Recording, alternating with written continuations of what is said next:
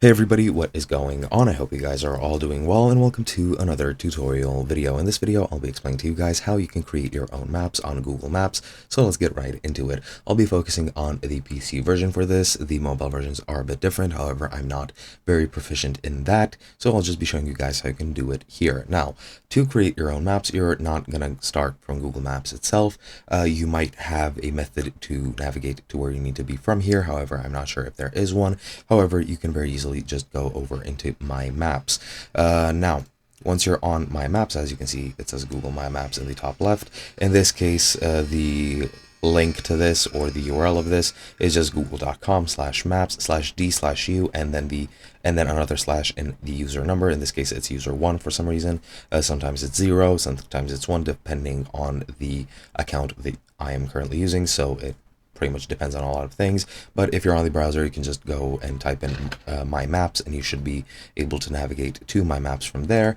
And as you can see in the top left, you can create a new map, which we are gonna do. And as you can see, creating a My Maps map always uploads title, thumbnail, and associated metadata to Drive, so it is directly connected to the Google Drive.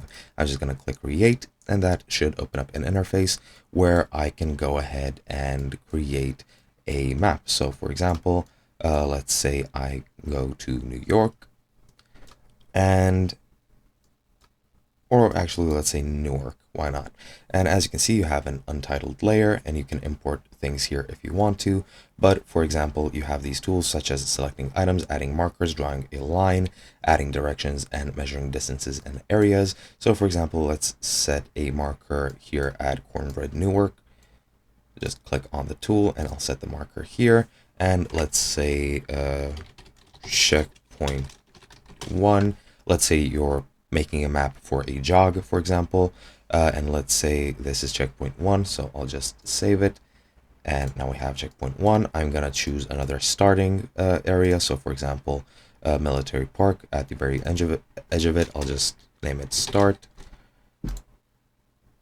And let's say that's checkpoint 1, and then we're gonna add checkpoint 2 over here. Save it right there, and then I'm gonna add a new one over here, checkpoint 3. Then I'm gonna go over back here to this here intersection, gonna name it checkpoint 4, and let's say it loops all around back to the start, and that is your sort of jogging route. So what you can add, again, you can draw lines from here to here, from there to here, and from this point to this point, and from this point back to the start. And as you can see, you have your polygon 1, and let's say that's route 1, and that's just a polygon that's going to shadow all of this over here. But yeah, pretty much that is all you need to do. You can also add directions. So for example, from this is for driving, I'll select walking, and start is going to be position A, and position B, or the destination, is going to be start again, and it can't find a route. So for example, let's say checkpoint 5 or checkpoint 4.